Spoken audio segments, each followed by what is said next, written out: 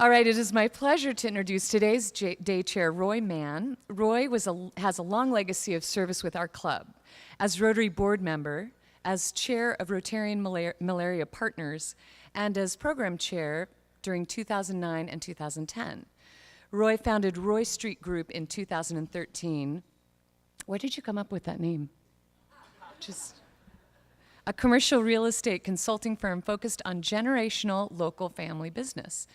As a thought leader, coalition builder, and real estate advisor, Roy Street Group builds their mission around thoughtful Seattle growth, and in particular, family businesses like the Stimson Company and Dunn Lumber, so names that we know and love in our community.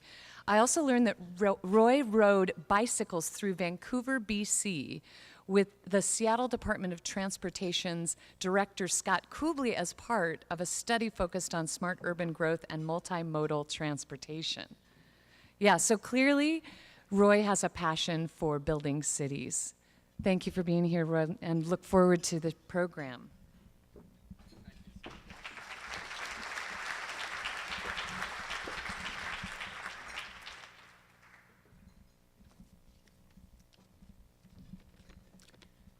Have you ever wondered how the Seattle metropolitan region stacks up against other similar regions or regions of similar size around the world?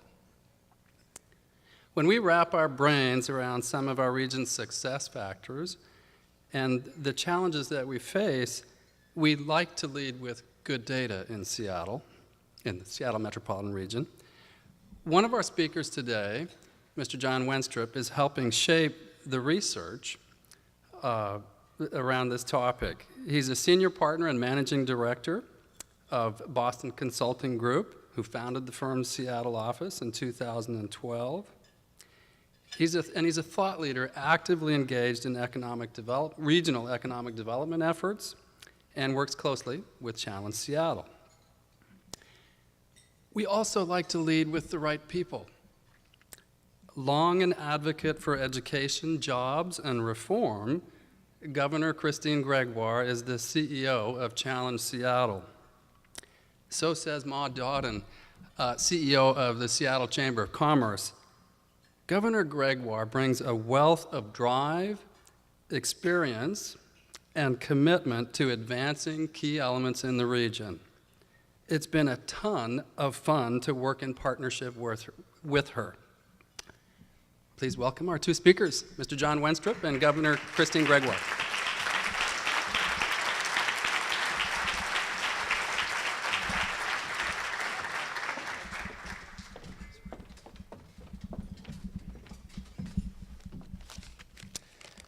Thank you, Roy and Sue.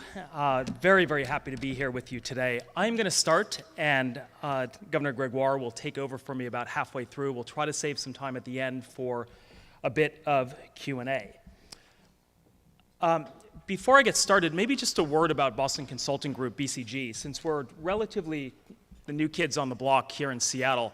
For those of you who don't know BCG, we're about a $5 billion consultancy globally. We have 81 offices, of which Seattle was our 78th. We were sandwiched between Montreal and Bogota. Thankfully, in the rankings that we'll show a little bit later, we do better than 78th in some of our scores from a competitiveness standpoint. BCG does many things. I spend most of my time in the technology world, but one thing that I'm particularly proud of is the work that we do in economic development, in global health, and in other areas on a pro bono basis. In fact, BCG commits about 3% of our capacity or 3% of our revenue to pro bono or low bono support of institutions in cities and global institutions each year. In fact, over the last decade, BCG has invested around $50 million in the Seattle region in pro bono work and activity, including some of the work that I'll share with you here today. The reason that I'm here today actually goes back to Phyllis Campbell. Many of you know Phyllis. In fact, parenthetically, she will receive the First Citizens Award tonight here in Seattle, a much-deserved award if you know the work that she does around town. I had breakfast with her when we first opened the office, and I looked at Phyllis towards the end of breakfast, and I said, "Hey, Phyllis, we'd love to get more involved in the community from day one. Do you have any projects that we might be able to help with?" She got a little glimmer in her eye, a smile came to her face, and she said, yes, yes, I do. 2.5 years later, we are still supporting offspring from Phyllis's first ask of us, which I am quite happy we said yes to. So let me share a little bit of that story. Take yourself back to 2013. A question came up to Phyllis, to the Chamber of Commerce, to many others, which was, is Seattle positioned for continued competitive growth into the future? The world is changing from a global perspective. Economics are shifting. Asia is becoming more central to the world once again. It has been historically 40, 50, 60% of the world's GDP, with a minor blip where Europe and the Western Hemisphere actually took a larger portion, and it's returning back.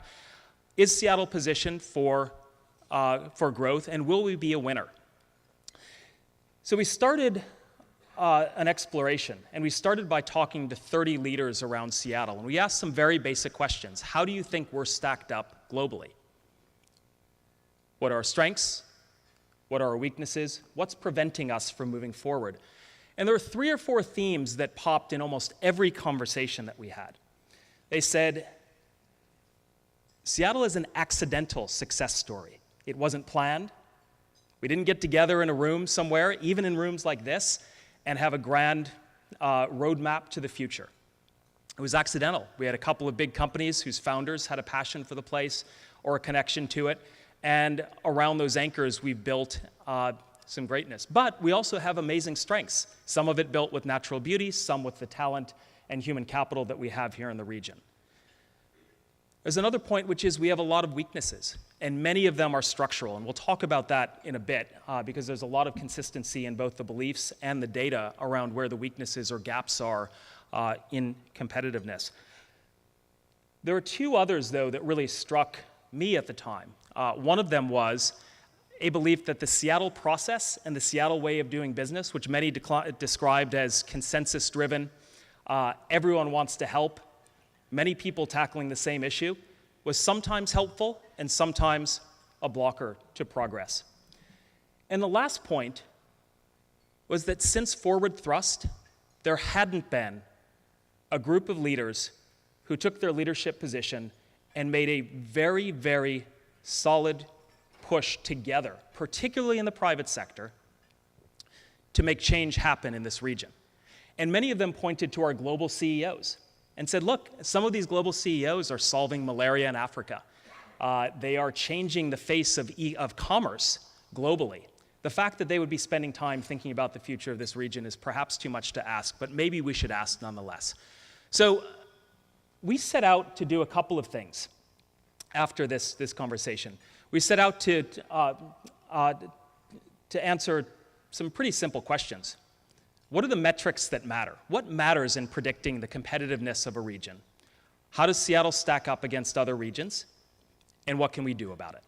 So we did some benchmarking, and we looked at Seattle not against all cities of the world, but we looked at Seattle against a small subset of cities that were more or less competing on the same basis that we were. So we weren't looking at resource specialists, let's say Houston or other places. They get most of their economy from extracting things from the ground or from hills, et cetera. And we weren't looking at areas that used labor arbitrage as the way that they competed. So think India in computer science or manufacturing in China. In fact, we were looking mainly at cities that had characteristics much like ours. We were competing either in high-value manufacturing or in human capital-based knowledge economies as the main core of what we did, not necessarily the entire core.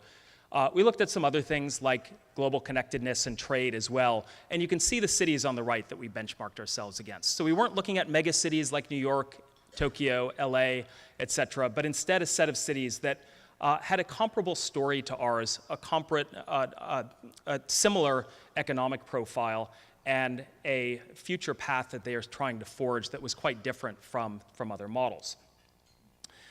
We also spent time with about 15 or 20 economists, and we asked them a very simple question, which is, if you could pick the metrics that would predict how well a region will do from an economic standpoint, what would those metrics be? And there are really 2 schools of thought. One set of economists, particularly those in the World Bank, said we've already decided that there's only one metric that matters. Everything else follows from it, and that is what is the quality of your human capital? And I can tell you that everything else will follow from the answer to that question. Now, other economists were a little bit more nuanced, and they said, look, human capital is a good predictor, but there are many other things, including infrastructure, capital flows, and so on, that don't follow immediately from having great human capital, so we should think more cohesively.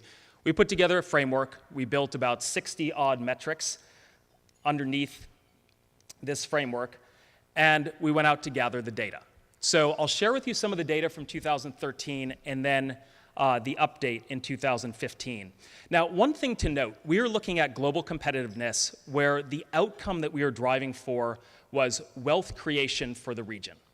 Now, many of you, particularly in Seattle, might scrunch your nose a little bit at that concept, but we, and particularly those who have spent any time thinking about triple bottom line or other elements of livability, et cetera. But I will say that a very, very big chunk of the predictors of attracting great human capital include having a number of elements of triple bottom line thinking built in. So when we think about environmental impact, when we think about livability, when we think about social equity and raising the boats for all, many of those things are directly built into our metrics as well. So without further ado, Seattle finished 5th out of the 9 regions that we looked at. So middle of the pack, amongst some pretty good cities. San Francisco was our top scoring city in this study. Now, the graph that you see is actually a distribution from the mean. So 50% is the mean across all of the 57 metrics, and how far you are from that mean across those metrics determines how far you are from the top or bottom as you go up and down. So you can see the spread overall. I'll talk about a couple of things. So human capital, we're kind of middle of the pack. It's very interesting. We actually have the highest concentration of college-degreed individuals of any of the cities in our study. It's also very interesting that a pretty big chunk of them were actually educated outside of the state, outside of the region. It's one of the regions that imports the most talent, somewhere around 25,000 college-educated individuals per year attracted into the state of Washington. The business environment. It's actually, Seattle is a very low-cost region in which to do business against the comparator set that we have in place for this study. The one thing that jumped out on this, though, if you add up all of the jobs that are driven by Boeing, Microsoft, University of Washington, and Amazon, and all of the suppliers and knock-on effects of the economics of those 4 entities, it represents 30% of the employment for the region. There's an incredible concentration of jobs and economic activity in a very, very small handful of companies, particularly compared to the peers that we looked at. So there's a real question on the basically the torso and the tail, if you will, of our business environment here. Capital and innovation, we do okay on this one, actually. I mean, orders of magnitude better in San Francisco, obviously, but we do quite well. And the interesting thing when you dig underneath the data on the innovation systems here in the region, we do very, very well in startup funding, but it's not driven by VCs as much as it is in Silicon Valley. There's a huge angel investment population, and interestingly, slightly higher exits per capita here than one would expect, which means we have a better success rate in many ways of getting companies off the ground and out the door. But nonetheless, it is still an order of magnitude smaller than Silicon Valley from a total innovation perspective from new startups. Now's where we fall off a cliff. Global connectedness. There's a study that's been done that looks at the number of firms like BCG, so global services firms, and where they have big regional hubs and headquarters. Seattle does not do all that well in actually having entities like us in place. In fact, we don't do much better than Portland, and not much better than Vancouver, for that matter. You can look at any other metric, airport connections internationally compared to Vancouver, let's say. Tourism from Asia. We're very, very close to Asia, and yet we don't have the level of connectedness that one would think Seattle would have, given our proximity. And lastly, infrastructure. Of course, the transportation infrastructure is terrible. Thankfully, San Francisco is worse. But it's very interesting. Average commute time in Seattle is actually amongst the lowest in our study. But there's a 30% tax on average commute times here, which means we have a very compressed city.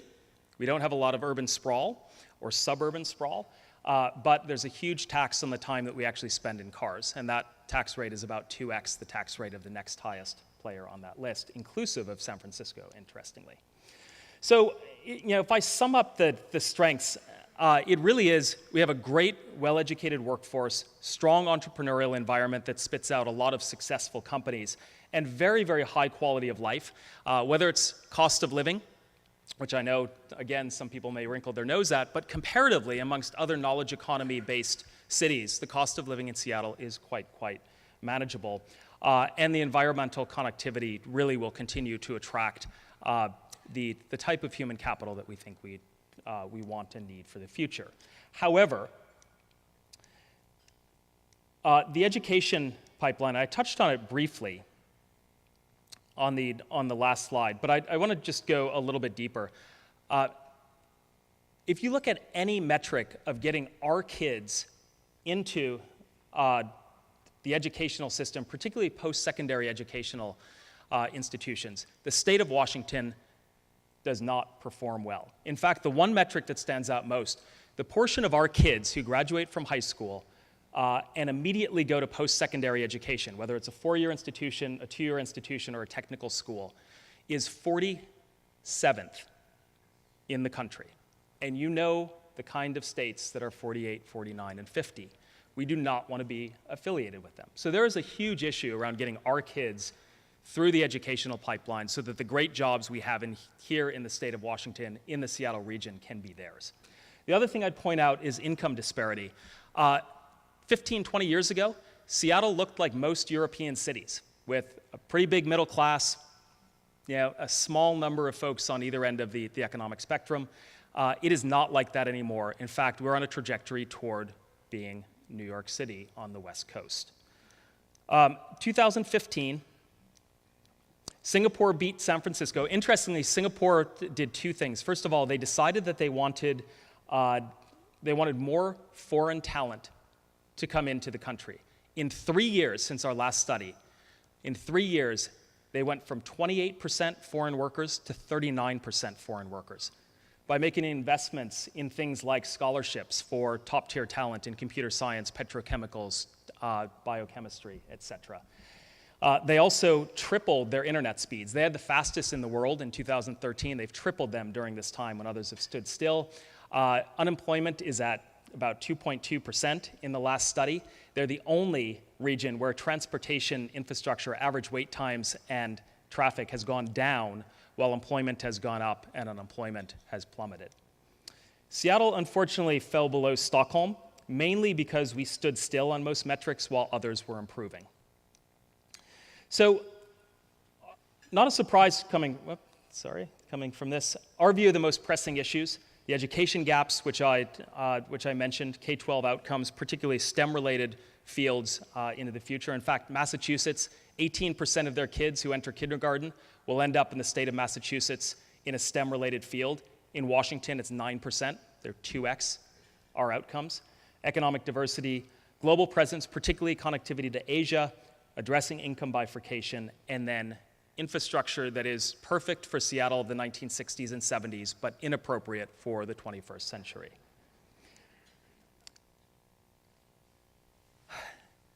All of this came about because of Phyllis and the Global Cities Initiative in partnership with JPMorgan Chase. At the end of a presentation in 2013, people started asking, okay, what do we do about this? We want to do something about this. And we came back to the message that I had at the very beginning around the idea that our global CEOs in particular were not really at the table and helping to drive change here in the region. That led a whole bunch of work looking at what could be done differently around the table. We looked at places like New York, at Austin, at Houston, at Atlanta, at Chicago. We looked at Melbourne, the Committee for Melbourne. We looked at Singapore, and we said, can we do something here in Seattle that creates a new table to address some of these issues for regional growth?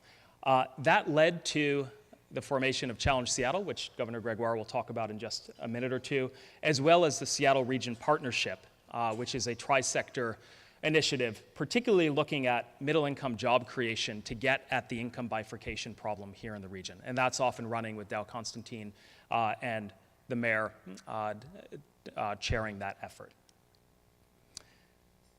We put out a call to action at the time, and the call to action was this. And at the time, we tried to recruit a set of CEOs, which Governor Gregoire will talk about, to address the big issues that we saw in the region. We're falling behind our peers. The things that we need to address are structural. They're not easy fixes, so they can't be done in piecemeal manners. And the region is not set up to go tackle them today. We're too fragmented. We don't have a voice that's really driving it. And frankly, there's contention between politics, private sector, and some questions around the role of business in creating a bright future for Seattle overall and all of its people. So with that, I would love to hand over to Governor Gregoire to talk about Challenge Seattle.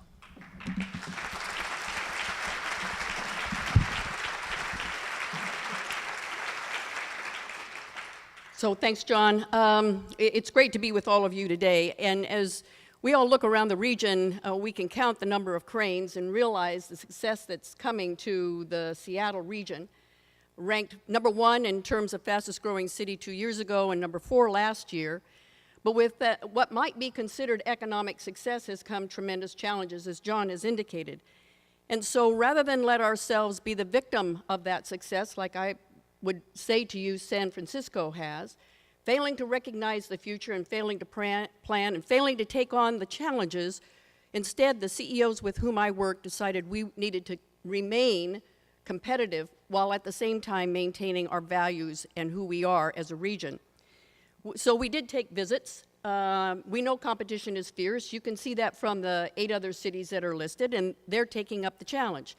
And when we visited China SF in San Francisco and Opportunity Austin and Opportunity Houston and Chicago and New York, we tried to figure out what were they doing that we weren't. And what we found was they had private sector leadership that had stepped up in each of those instances where it hadn't existed before, and with considerable success. So we began to take a look at what was necessary here for us to step up to that challenge, to ensure that our region no longer is left behind, as the data would indicate. So some of our largest companies came together from the private sector to form the organization we call Challenge Seattle. And as the name implies, we are challenging ourselves to plan for the future and take it on and maintain the values and the culture and the uniqueness of the area. It's an impressive list of folks. Wait a minute.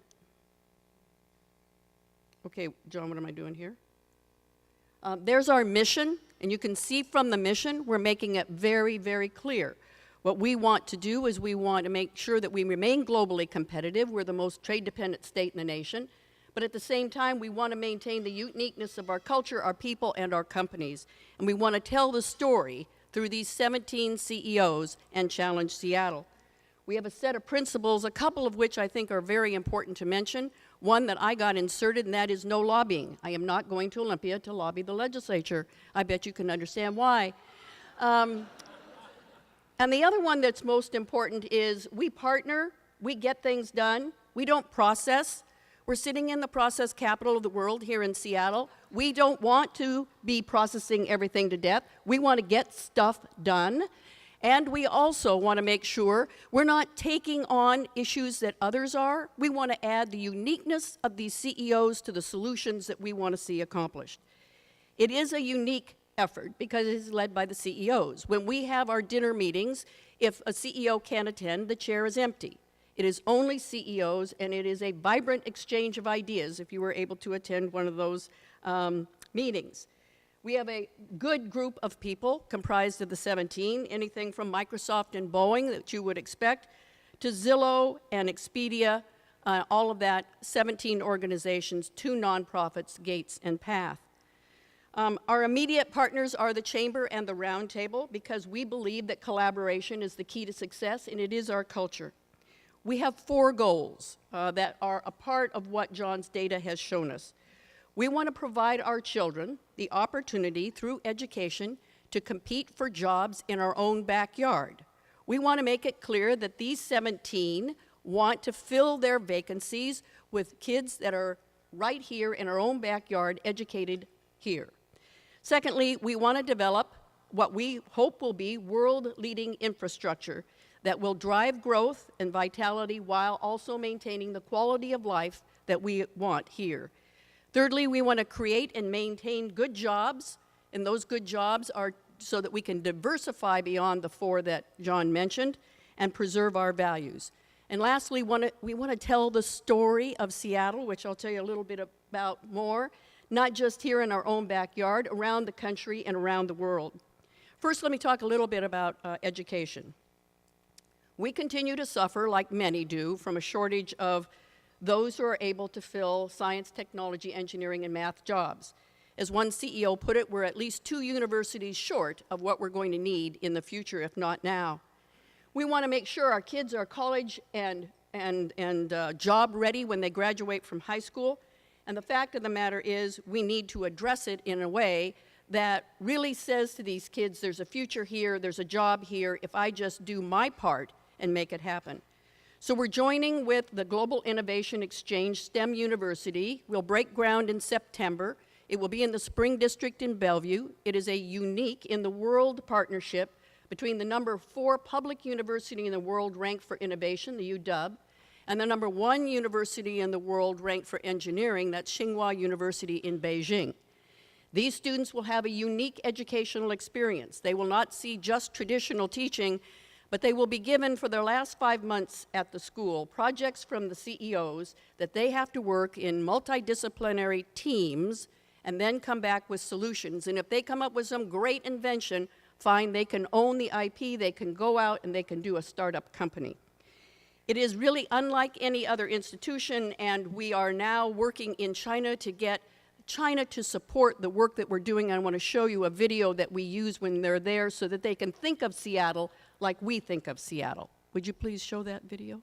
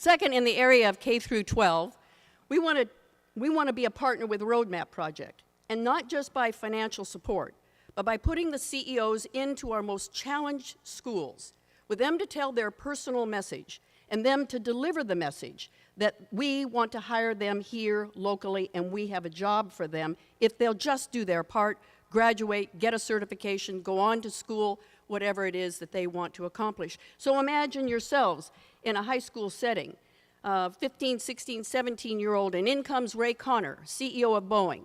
And what he says to you is he started as a mechanic at Boeing, and then they put him through undergraduate school and then graduate school. And today he's the CEO, and you can do exactly what he did, and he wants to offer you a job if you'll just do your part and graduate from high school, come join the team at Boeing, get your certification, and get your pickup, get your apartment, and earn $80,000 a year. I think that works with these young students. Second area of our emphasis is on infrastructure, as John mentioned.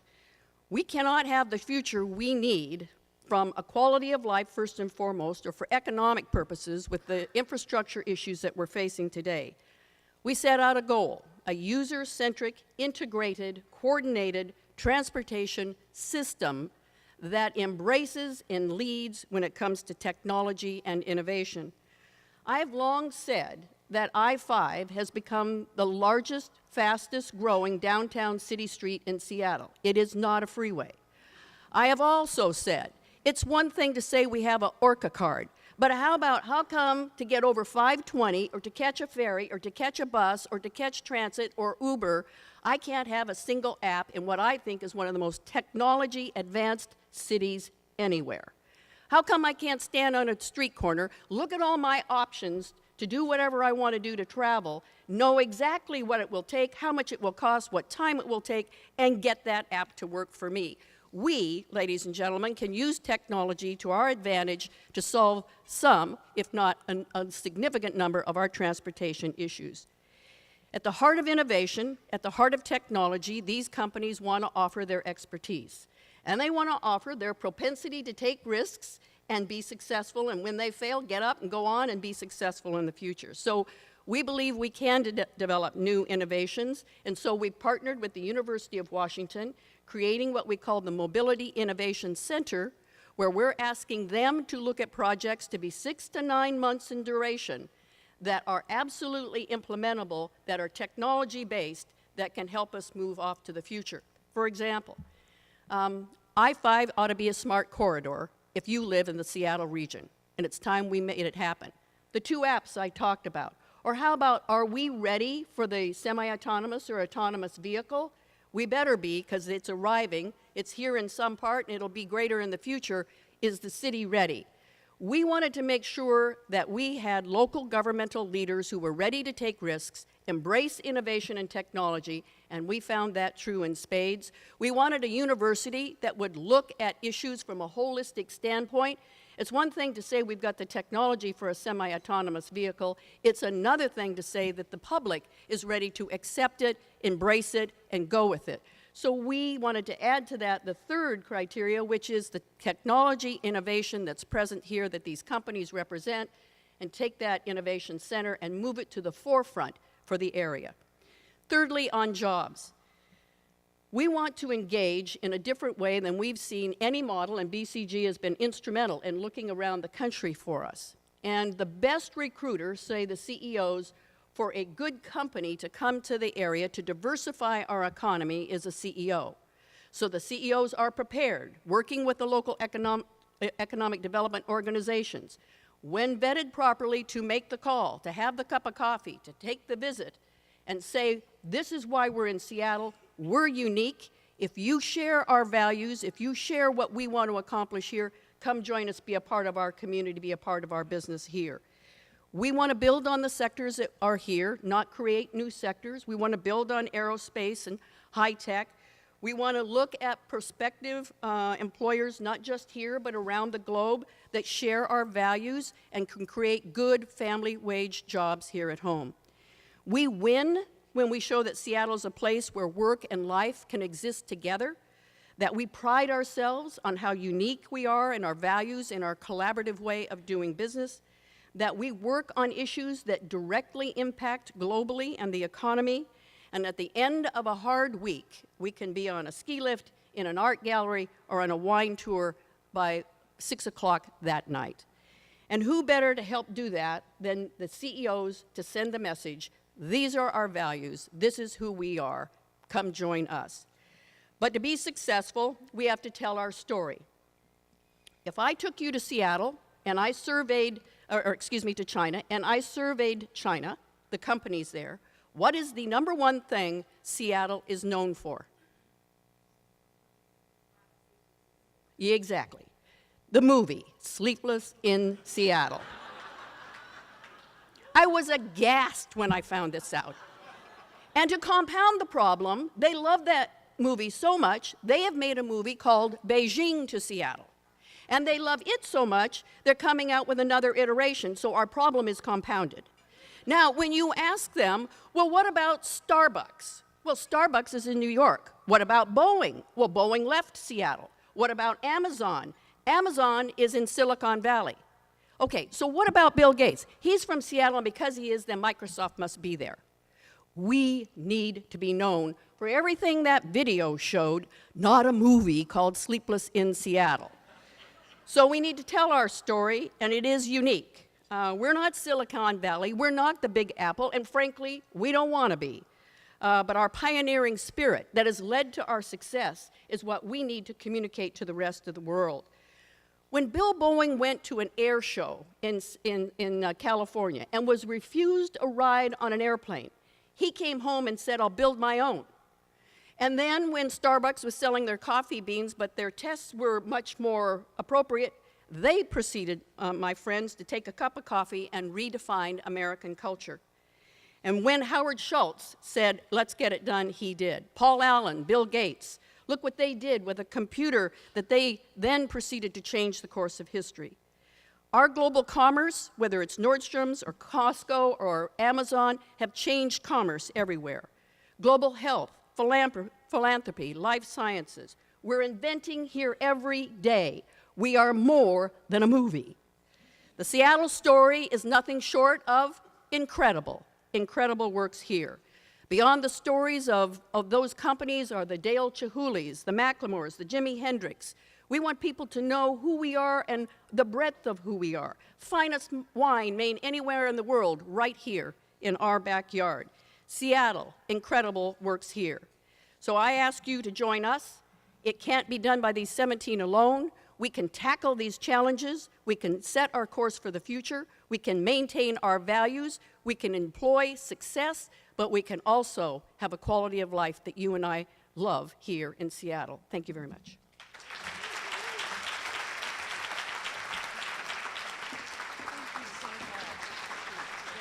Halfway through our gig last Saturday, a colorful trio entered Serafina. One was my bass player, Jeff's mom.